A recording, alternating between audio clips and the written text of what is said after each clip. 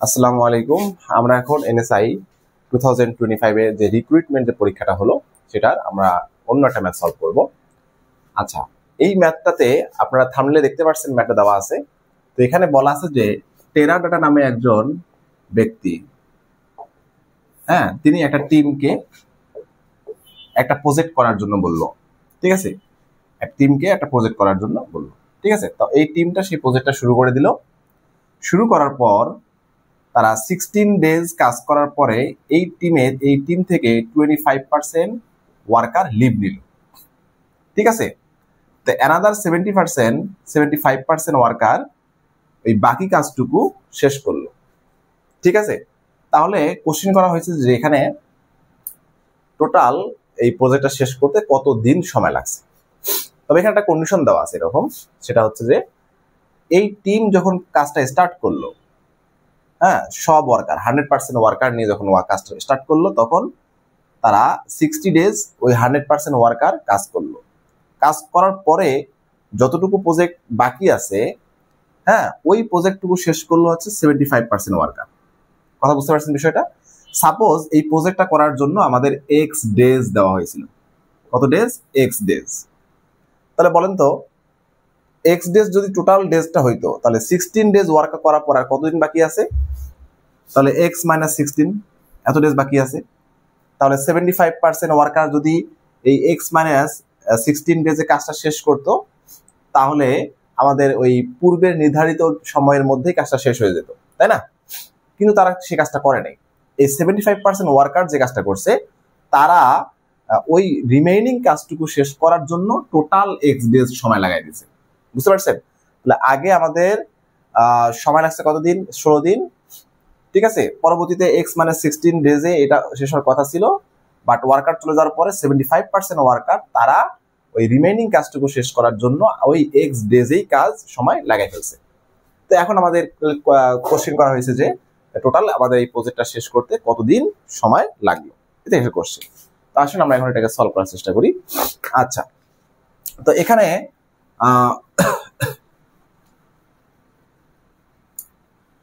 আমরা এখন ধরে নিব যে প্রথমে আমাদের এই কাজ, এই প্রজেক্টটা কমপ্লিট করার জন্য আমাদের ডাব্লু ওয়ার্কার্স লাগছে, ডাব্লু ওয়ার্কার্স, আর সময় লাগছে হচ্ছে ডি ডেজ।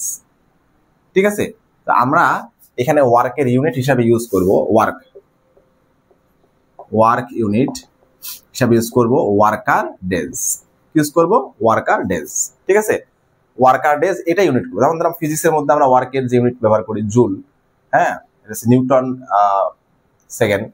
ঠিক আছে, তো এখানে আমরা ওই ইউনিটটা ইউজ করবো হচ্ছে, তাহলে 1 জুল আমাদের ওয়ার্কের ইউনিট ছিল, তাই না? তো হচ্ছে কি নিউটন সেকেন্ড। কথা কি বুঝতে পারছেন বিষয়টা? ডাব্লিউ ইকুয়াল হচ্ছে এফএস, নিউটন সেকেন্ড না, ডাব্লিউ ইকুয়াল এফএস, তাহলে নিউটন সেকেন্ড হচ্ছে আমাদের জুল। তো এইরকম এখানে নিউটন সেকেন্ড এরকম ইউনিটের মধ্যেই আমরা এখানে ওয়ার্কার ডেজ ইউজ করব। ঠিক আছে, যে একটা কতজন ওয়ার্কার কতদিন কাজ করলো, ওই ওয়ার্কটা আছে তত ইউনিট। বুঝতে পারছেন বিষয়টা? আচ্ছা, তাহলে এখন আসেন আমরা এই টেরাডাটা যে ওয়ার্কটা দিছিল ওই টিমকে, তো ওই ওয়ার্কটা ছিল হচ্ছে আমাদের ধরেন ডাব্লু ডি ইউনিট, ডাব্লু। আচ্ছা, তাহলে টোটাল কাজটা হচ্ছে কত? W into D unit. ঠিক আছে, এটা কিন্তু পুরোটা ইউনিট, ওই যে এফএস এর মতোই, 1 জুল ইকুয়াল এফএস যেরকম সেরকম। আচ্ছা, এখন কাজ কতটুকু হয়েছে বলেন তো? ডাব্লু ওয়ার্কার কাজ করছে 16 ডেজ, এতটুকু কাজ হয়েছে। তাহলে এখন কাজ কতটুকু বাকি আছে? টোটাল ছিল এত ইউনিট কাজ হয়েছে। তাহলে W into D unit total কাজ হয়ে গেছে হচ্ছে ডাব্লু ইন্টু 16 ইউনিট। তাহলে আমাদের বাকি আছে হচ্ছে ডাব্লু ইন্টু ডি মাইনাস 16, এই কাজটুকু বাকি আছে। ঠিক আছে, তাহলে এই কাজটুকু যে বাকি আছে, এই কাজটুকু এখন কে শেষ করবে, কে কমপ্লিট করবে? 25% আমাদের ওয়ার্কার চলে গেছে, তাহলে আমাদের বাকি আছে হচ্ছে 0.75 ওয়ার্কার। এত ওয়ার্কার বাকি আছে, এই ওয়ার্কারটাই এখন কি করবে? যে রিমেইনিং যে কাজটুকু আছে সেই কাজটুকু তারা শেষ করবে। আচ্ছা, এখন আসেন একটা বিষয় লক্ষ্য রাখেন, সেটা হচ্ছে যে আমাদের কোশ্চেনের মধ্যে কিন্তু বলা আছে যে এই যে 0.75 ওয়ার্কার অর্থাৎ 75% ওয়ার্কার, তারা কি করছে, ওই রিমেইনিং কাজটুকু শেষ করার জন্য, হ্যাঁ ধরেন আমি প্রথমের দিকেই বলে আসছি যে টোটাল কাজটা যদি আমাদের এক্স ডেজ হইতো, ওই 0.75 ওয়ার্কার্স তারা ওই রিমেইনিং কাজটা শেষ করার জন্য তারা ওই এক্স ডেজই সবাই লাগাই ফেলছে। প্রথমে যে 16 ডেজ কাজ হয়ে গেছে সেটা বাদেও, হ্যাঁ ওই প্রজেক্টের জন্য টোটাল যে ডেজটা নির্ধারিত ছিল, এই 0.75 ওয়ার্কার্স তারা ওই সেম ডেজটাই লাগাই ফেলছে। তাহলে বলেন তো এই 0.75 ওয়ার্কার্স তারা কত ইউনিট কাজ করছে? তাহলে তারা কাজ করছে 0.75 ওয়ার্কার্স। হ্যাঁ যদি আমি তো ধরে নিছিলাম যে টোটাল ওয়ার্কটা ডি ডেজ, তাহলে সে এত কাজ করছে।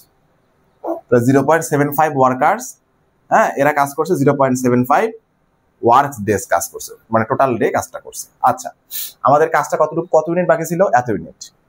তাহলে এত ইউনিট যে বাকি ছিল তারা এত ইউনিট কাজ করে শেষ করলো। তাহলে এই বিষয়টা আর এই যে রিমেইনিং পার্টটুকু এরা তো অবশ্যই তাহলে সেম হবে। কি হবে?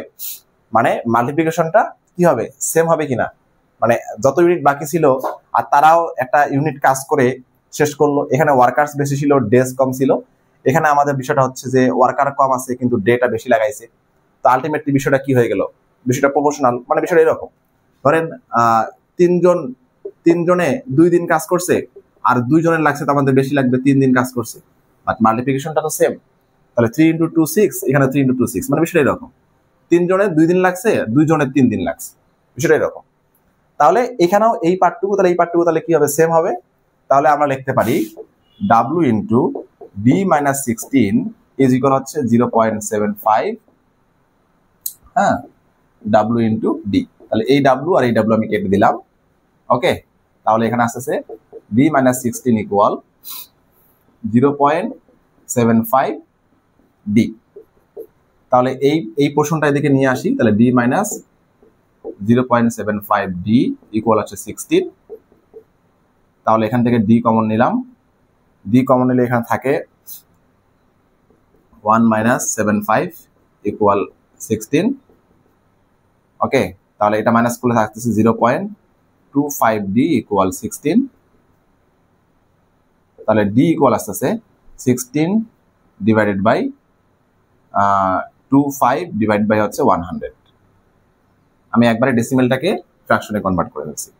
তাহলে 16 × 100 রেসিপ্রোকাল করে দেন 25। এটা দিয়ে কাটলে হচ্ছে 4 16 হচ্ছে 64। 4 16 কত? 64। আচ্ছা তাহলে এখন আমাদের বলেন তো যে এই প্রজেক্টটা শেষ করতে আমাদের কত সময় লাগছে? প্রজেক্টটা শেষ করতে সময় লাগছে, প্রথমে 16 ডেজ কাজ হয়ে গেছে, তাই না? তাহলে 16 ডেজ কাজ হয়ে গেছে, আর পরে 64 ডেজ কাজ লাগছে। তাহলে টোটাল লাগছে কত?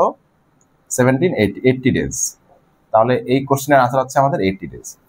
বাট এখানে একটা বলার বিষয় আছে, সেটা হচ্ছে আমাদের এই যে টেরাডাটা, উনি এই টিমটাকে কিন্তু কাজ দিচ্ছিল অ্যাকচুয়ালি 64 ডেজে শেষ করার জন্য, 64 ডেজে শেষ করার জন্য। বাট সেখানে ওই যে কিছু ওয়ার্কার চলে যাওয়ার কারণে কাজটা 80 ডেজে গিয়ে শেষ হয়ে গেছে।